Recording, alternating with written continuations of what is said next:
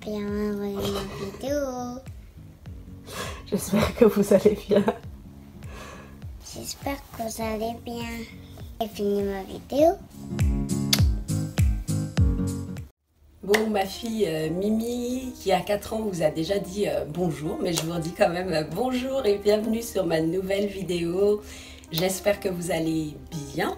Avant de commencer, je voulais déjà vous dire un grand merci pour vos vues, vos likes, pour le nombre d'abonnés qui a encore augmenté. Vraiment merci du fond du cœur, ça m'encourage énormément, ça me fait super plaisir. Je sais pas si vous avez vu, je sais qu'il y a certains de mes abonnés sur ma chaîne YouTube qui se sont abonnés également à mon compte Instagram. Merci à vous aussi d'ailleurs. J'ai décidé de me mettre sur Instagram. Il y a plein de choses drôles, notamment ma manière de découvrir les choses. On est quand même en 2019 et pourtant je découvre non seulement mon téléphone qui interagit avec les réseaux sociaux, mais Instagram lui-même. Voilà, en 2019, super.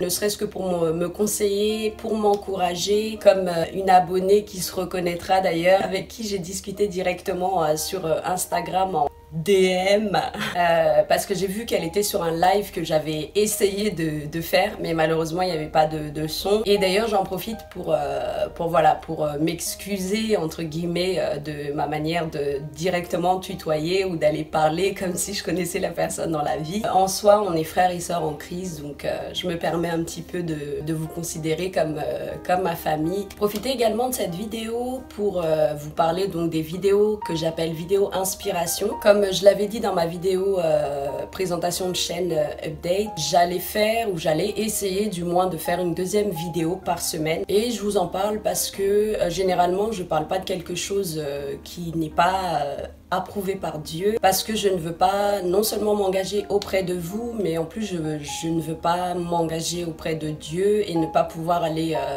au bout de cet engagement. Alors, quelle est la raison de ma vidéo d'aujourd'hui? C'est la rentrée. Je sais pas pour vous, mais moi en tout cas, je vais reprendre le boulot. Jean 17, verset 16 dit que nous sommes dans le monde, mais que nous n'appartenons pas au monde. Tout n'est pas mauvais dans le monde. Il faut juste qu'on ait en fait ce discernement pour savoir ce qui est bien, ce qui n'est pas bien, ce qui est biblique, etc. Comme le dit Romains 12, verset 2. Et justement, une des bonnes choses du monde, ce sont les saisons. Dans notre vie chrétienne, il y a des saisons. Ça, c'est Dieu qui le fait. Cependant, à côté de ça, il y a également les saisons du monde. Donc voilà, la raison de ma vidéo, en fait, c'est pour l'avancement du royaume, pour la gloire de Dieu. Donc profitons de la rentrée scolaire, en fait, pour faire un espèce de nouveau départ, un nouveau point de départ, pour faire une rétrospective sur notre vie chrétienne, pour nous rappeler des visions que Dieu nous avait données, des projets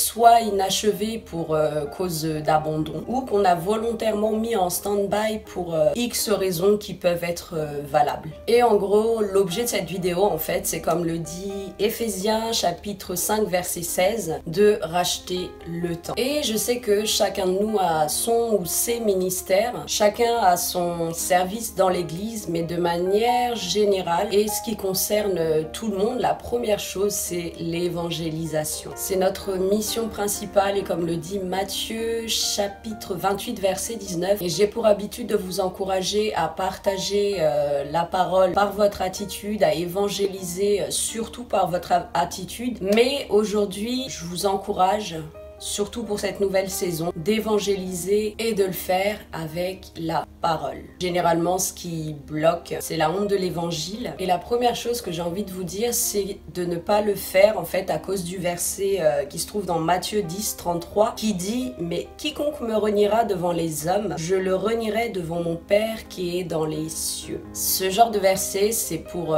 l'après. Et c'est vrai que c'est toujours bon de connaître ce verset que j'appelle verset warning de Jésus. Et d'ailleurs, ça reste quand même de la grâce parce que il ne nous regarde pas sans rien dire, il ne nous laisse pas nous perdre sans rien faire. Faisons-le par reconnaissance. de ce qu'il a fait à la croix, pour la liberté qu'il a gagnée pour nous. Faisons-le par amour, comme le dit Colossiens chapitre 3, verset 23. Faisons-le également par amour pour le Saint-Esprit, pour ne pas attrister le Saint-Esprit. N'ayons pas honte d'être chrétiens, n'ayons pas honte d'être des disciples du Christ, n'ayons pas honte de Jésus-Christ. Il n'y a aucune raison d'avoir honte de lui, peu importe ton interlocuteur, qu'il soit athée, qu'il soit dans une religion, que ce soit du christianisme de toute branche ou une autre religion d'ailleurs, que Jésus soit un mythe, une légende, etc. Tout le monde sait que Jésus a été une merveilleuse personne. Et même les Juifs qui n'ont pas cru en lui disent que soit il était fou, soit il disait la vérité.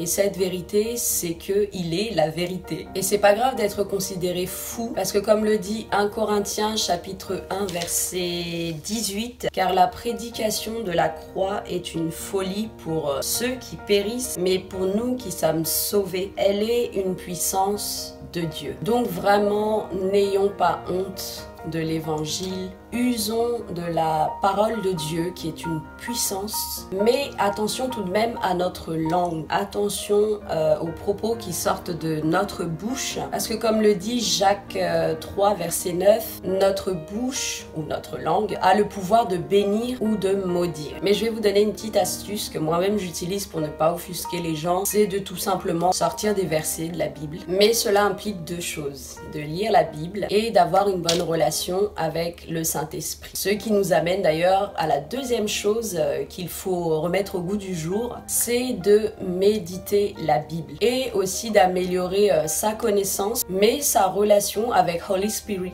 Troisième chose et dernière chose aussi, c'est d'appliquer vos versets préférés. Moi, je vais vous donner les miens, je pense que vous les connaissez déjà. Ce sont les commandements essentiels qui se trouvent dans Matthieu 22, versets 37 et 39. J'aime beaucoup aussi Matthieu 6, verset 33. Et le dernier verset qui me semble vraiment très important pour l'état de notre cœur, c'est Proverbe chapitre 4 verset 23, ce verset qui dit de garder son cœur plus que toute autre chose parce que de lui jaillissent les sources de la vie.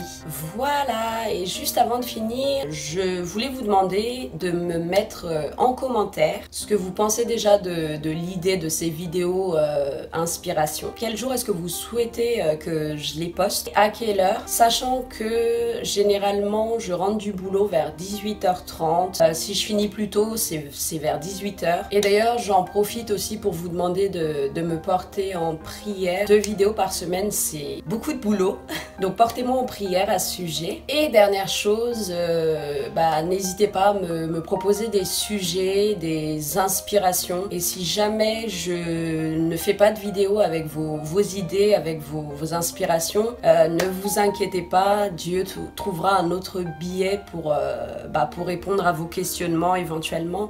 Mais en tout cas, je vous remercie beaucoup pour ces sujets proposés là, puisque ça me permet moi aussi d'aborder certaines questions ou certaines choses auprès de Dieu. Mais ce que je retiens surtout en fait, c'est que je prends beaucoup de plaisir à échanger avec vous. Je pense d'ailleurs que c'est ça en fait que Dieu voulait que je découvre au travers de cette chaîne. Et j'en profite aussi pour vous conseiller par rapport à ce que moi-même j'ai ressenti au début de ma chaîne. Ne courez pas après les likes, ne courez pas après les vues, ne courez pas après les abonnés, enfin je dis ne courez pas. N'ayez pas de désespoir par rapport à ça. C'est comme l'argent ou la prospérité matérielle. En fait, Dieu peut donner tout ça en un claquement de doigts. Mais s'il ne le fait pas encore, c'est parce que lui, il sait que ça peut nous éloigner de lui, ça peut aussi nous détourner de l'objectif principal. Mais je pense également c'est pour nous protéger des haters. Bon, moi pour l'instant, j'ai pas de haters, hein, grâce à Dieu. Pour moi, Dieu veut me préserver des conflits éventuels qui viendraient suite à des vidéos ou à des commentaires. Mais surtout, je pense que Dieu veut me préserver de mon propre orgueil. Trêve de blabla. Merci encore d'avoir regardé cette vidéo. J'ai plus qu'à vous souhaiter une bonne rentrée. Soyez sel et lumière pour cette nouvelle saison et que Dieu vous bénisse abondamment. À très bientôt.